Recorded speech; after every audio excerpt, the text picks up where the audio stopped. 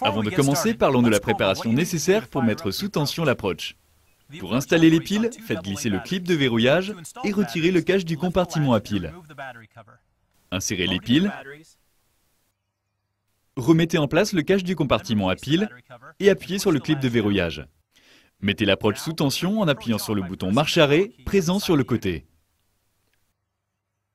Il n'y a pas plus simple, pas d'abonnement, pas de téléchargement, vous êtes prêt à partir. N'oubliez pas de vous placer dans une zone dégagée afin d'acquérir les signaux satellites. Soyez patient, une première acquisition des signaux peut prendre quelques minutes. Avant de glisser l'approach dans votre sac de golf ou votre poche, verrouillez d'abord l'écran en appuyant brièvement sur le bouton marche arrêt. Une page de verrouillage s'affiche qui vous permet de verrouiller ou déverrouiller l'écran et sur laquelle on trouve la date, l'heure et le niveau d'autonomie. La page d'accueil vous propose 3 choix, mode jouet, mode aperçu, et la petite clé dans le coin inférieur droit de l'écran représente le menu paramètres. Le menu paramètres vous permet de sélectionner une transition entre les trous manuels ou automatiques, les unités de mesure yards ou métriques et le type de pile. Nous vous conseillons d'utiliser des accumulateurs à l'alcaline, au lithium ou nickel hydrure métallique, NiMH rechargeable.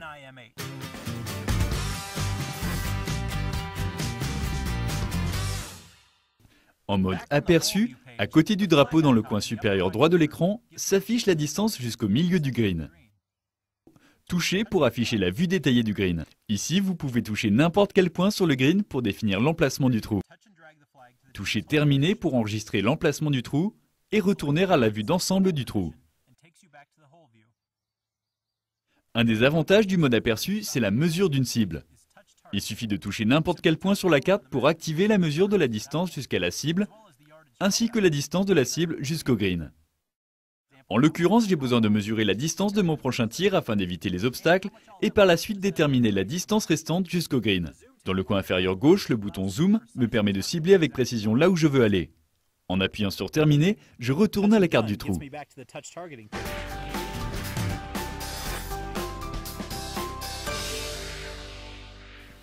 Afin de mesurer la distance parcourue, touchez Commencer la mesure. Dès que vous marchez vers la balle, l'approach se met à calculer la distance automatiquement. Pour effectuer une nouvelle mesure, touchez Réinitialiser. Pour retourner à la vue détaillée du green, continuez à appuyer sur Précédent, toujours dans le coin inférieur droit. En sélectionnant Sauvegarder le score, vous retrouvez la carte de score. Là, vous pouvez visualiser d'autres trous en touchant les flèches en haut, modifier le par en touchant le bouton par, saisissez un score en touchant l'icône du crayon ou touchez le nom d'un joueur pour le modifier.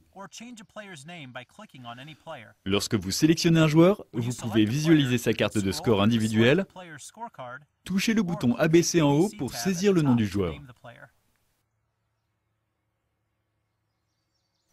Touchez Parcours dans le coin inférieur gauche afin de vérifier le par pour chaque trou ainsi que le par du parcours.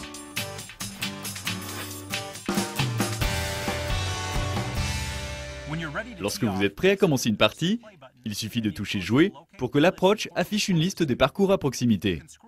Dans la liste, repérez le parcours souhaité, touchez-le et c'est parti. En mode Jouer, le premier écran qui s'affiche sera celui du premier trou. Sur la page aperçue, dans chaque coin, vous verrez une icône. Le X dans le coin inférieur gauche sert à quitter le parcours et la flèche à droite fait afficher le trou suivant, en l'occurrence le trou numéro 2. Dans le coin supérieur gauche, on y trouve le numéro du trou, l'icône d'une carte de score et une série de points qui représentent le par pour le trou actuel. Touchez l'icône dans le coin supérieur gauche pour saisir le score ou mesurer une distance.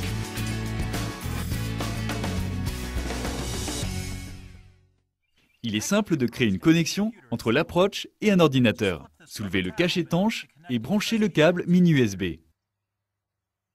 Cliquez sur l'icône Garmin pour démarrer le logiciel Garmin sur votre ordinateur, puis ouvrez le fichier Scorecard Viewer. L'approach est dotée d'une mémoire importante dans laquelle vous pouvez stocker des milliers de cartes de score. Pour télécharger les dernières cartes de parcours, rendez-vous sur garmin.com/fr, sélectionnez Sport, puis cliquez sur l'onglet Golf.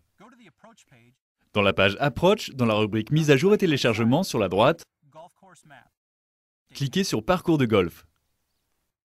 Suivez les quelques instructions faciles pour télécharger les derniers parcours. Dès que vous disposez des parcours dont vous avez besoin, vous serez prêt à commencer une partie.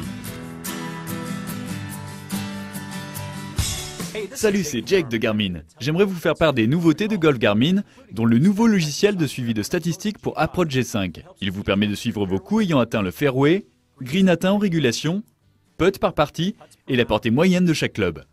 Après chaque coup de départ, l'Approach vous demande si la balle est bien tombée sur le fairway, ce qui vous permet de rester sur le droit chemin et vous apprend à mieux gérer vos fers. En outre, vous avez la possibilité de mesurer la distance après chaque tir. Lorsque vous notez le club que vous avez utilisé, l'Approach calcule automatiquement la portée moyenne de ce club. Lorsque vous saisissez le score d'un trou, le nouveau logiciel de suivi des statistiques vous permet de calculer les putts par partie et le nombre de greens atteints en régulation. Toutes ces informations sont stockées dans la carte de score de chaque partie. Vous pouvez les visualiser sur l'Approach ou sur votre ordinateur chez vous. Les utilisateurs de l'Approach peuvent bien évidemment télécharger les cartes dernièrement mises à jour sur garmin.com/fr. Nous en sommes à plus de 4000 parcours en Europe et 12 000 aux États-Unis et au Canada, et d'autres sont à venir.